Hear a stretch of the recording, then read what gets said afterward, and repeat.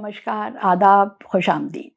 On October 23rd, the Government of India announced elevation of its technical mission in Kabul into a full-fledged embassy. This was 2 weeks after External Affairs Minister Jaishankar hosted and met his Afghani counterpart Amir Khan Muttaqi, who was heading a delegation of Taliban officials to Delhi. In those 5 days, the Taliban officials met with Indian officials in Delhi, went to Taj Mahal in Agra, as well as paid homage to their alma mater in Deoband. There were two kinds of reactions which greeted this visit to India. The liberals and the feminists criticized the government for giving recognition as well as respectability to the Taliban delegation, never mind that they were representatives of their government in Afghanistan. The other reaction came from the supporters of the government, both in the media and outside the media, who lauded this as pragmatic foreign policy. Never mind that these same people had criticized me viciously in August 2021 when I had written a comment on Twitter that Taliban were legitimate stakeholders in Afghanistan after the withdrawal of the US forces. There was a third type of reaction as well. This came from the progressive liberal Muslims. They somehow thought that the sight of bearded, misogynist men from Afghanistan was a reflection on Islam itself. And they tried to not only distance themselves from them, they also tried to distance their kind of Islam from the Islam professed by the Taliban. So their condemnation was vociferous, loudest, and hugely personalized. In this video, I want to therefore address two issues. One, the legitimacy of the Taliban government in Afghanistan, its geopolitical context, how it came into being, and how it and what gives it staying power in Afghanistan. And the other part that I want to address in this issue is their supposedly symbiotic relationship with Darul Uloom Deoband, which as I had referred to in my earlier book, Born a Muslim, Some Truths About Islam in India, that has created an Indian version of Islam. And this is a version which Taliban also profess. But first, a little bit of history, because history determines our experiences, which shape our responses to the present as well as the future. It is also important to put history in a larger context, because only then we get the sense of geopolitics and its evolution. So to understand the emergence of to understand the reason why India should engage with Taliban, we need to go back to 1999 when Indian Airlines flight IC-814 from Kathmandu to New Delhi on December 24th was hijacked. After a couple of unfriendly stops, the flight finally landed in Kandahar, where Taliban allowed the hijackers and their minders to carry out prolonged negotiations with the government of India. Since the government of India had not recognized the Taliban government, it had no line of communication with them, it had no traction with them.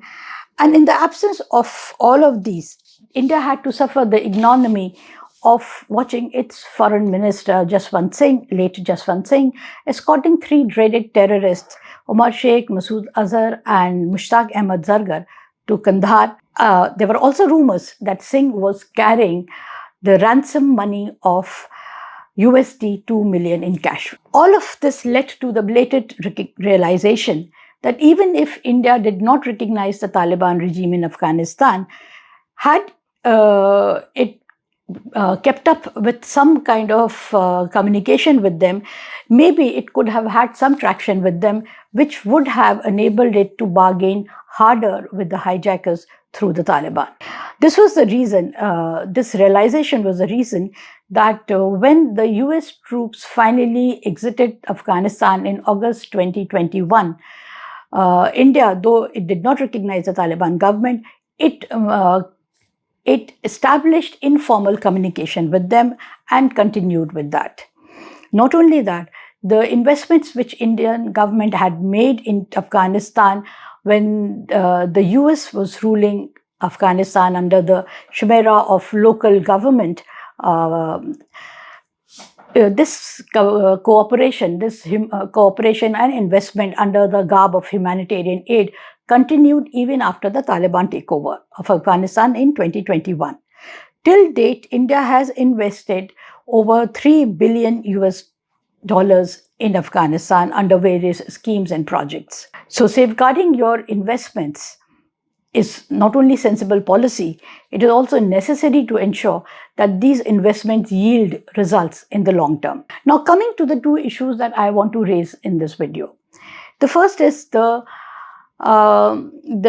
context, the geopolitical context of the emergence of Taliban. In December 1979, Soviet Union finally gave up the illusion of self-government, Afghan self-government in Kabul, and sent its troops in Afghanistan to support the fledgling government, first of Babrak Karmal and thereafter Muhammad Najibullah. Now, to counter this a-religious communist force in Afghanistan, the US took recourse to religion. So it raised a militant force of mujahids to wage jihad against the Soviet forces. 50% of funding for this mujahid force came from the US, and the remaining 50% it raised from its allies in Western Europe and in West Asia. So these mujahids, who essentially were farmers or peasants, received about $10 billion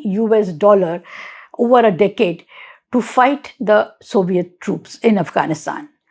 Soviet Union pumped in $45 billion in the same period to maintain its control over Afghanistan. The responsibility of training and indoctrinating this mujahid force was Pakistan's, who served a deadly portion of Afghan nationalism and religious fidelity to the, almost teenage or prepubescent Pashtun Afghan boys.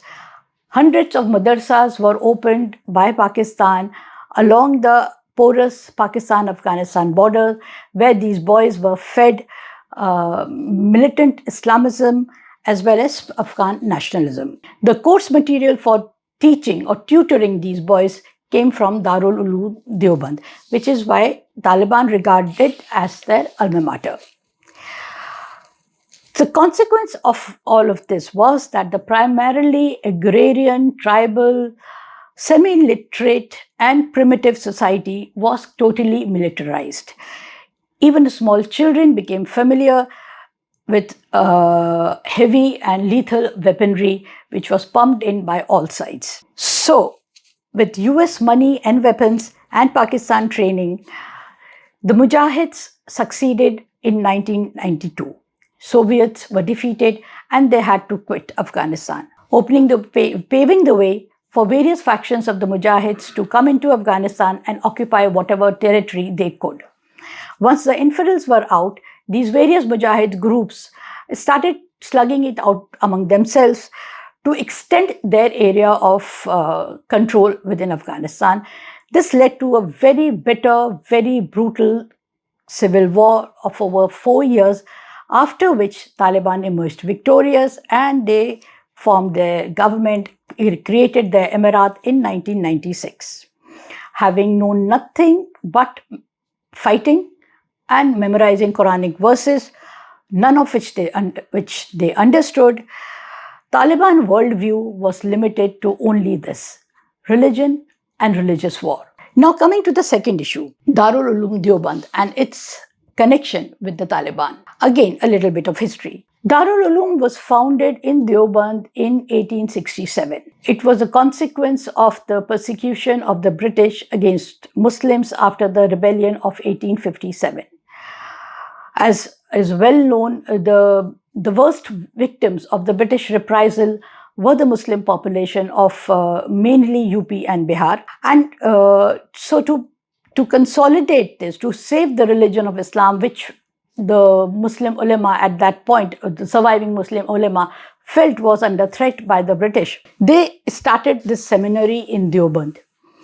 The idea was to protect the religion of Islam through a consolidation of the remaining Muslim population, and by creating a class of erudite ulamas which could become the future leaders of the community. Alongside this, the Darul Uloom also tried to, or envisaged, reforming the religion of Islam, making it more Puritan, removing all vestiges of other practices, other religions from it, basically making it more intolerant. Among its founding members were deeply conservative and misogynist Islamic scholars like Muhammad Ashraf Ali Thanvi.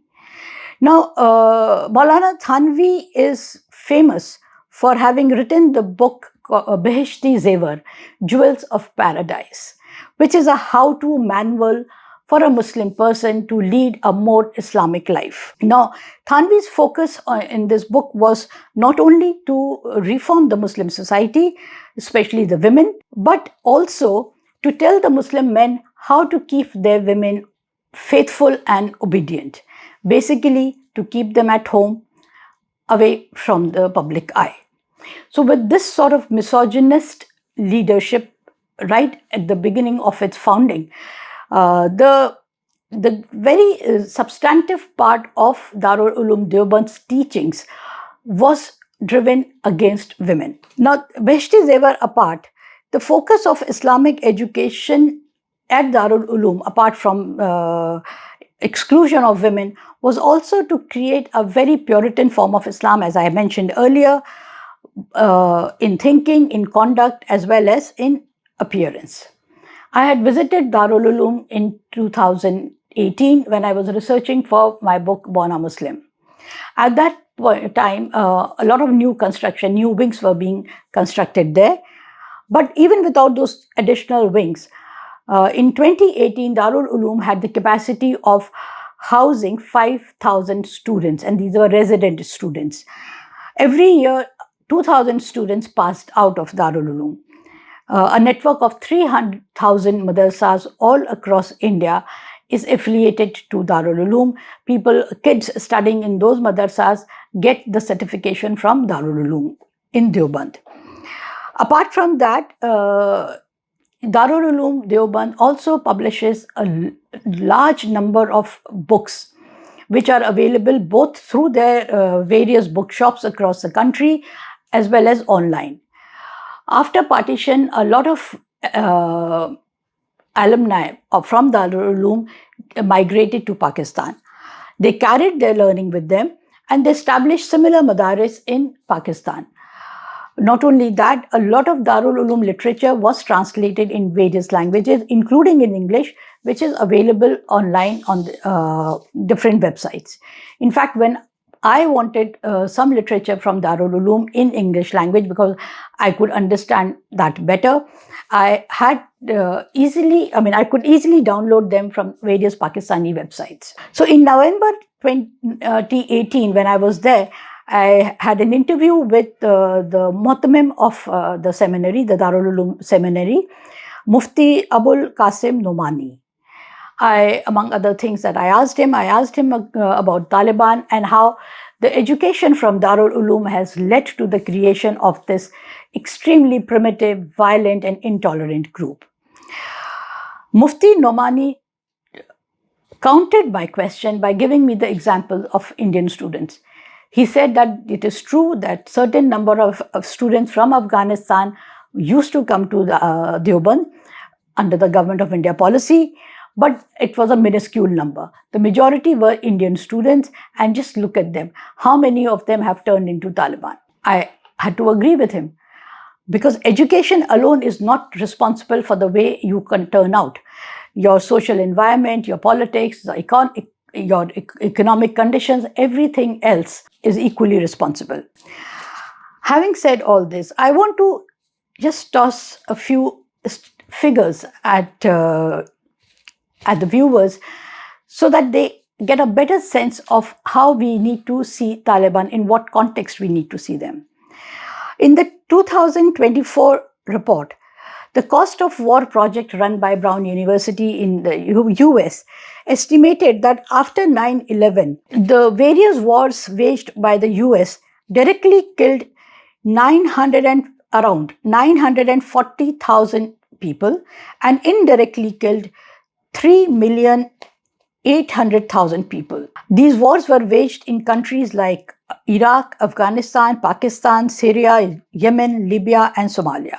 The same cost of war project also put out the figure saying that between 2001 and 2021, 176,000 people were killed in Afghanistan, of which 46,319 were civilians.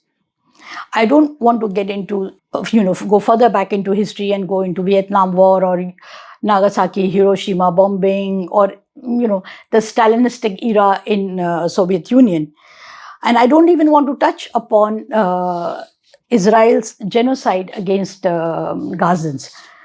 I only wanted to give these figures because they directly pertain to Afghanistan. This is not whataboutery or justification of Taliban's primitiveness, their violence, their misogyny, and their cruelty. But this is just an attempt to show that the word terrorist and terrorism is very loosely used, when this is actually a political construct employed by powerful nations to further their narrative.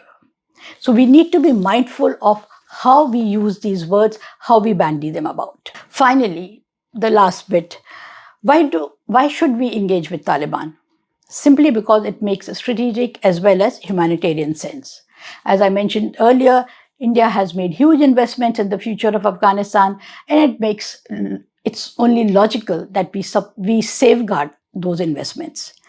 But apart from that, for the sake of argument, let's say if Saudi Arabia was to make its relationship with India conditional on in government of India's treatment of its minorities, especially Muslim minorities, how would we respond to that? How Taliban government in Afghanistan treats its women and its minorities is its internal matter. However, with continuous engagement with them, maybe Indian influence would increase in Afghanistan, and maybe finally Indian government would have enough traction with the Taliban regime in Afghanistan so as to moderate its policies towards its women and children. That is the best that we can hope for. Thank you so much.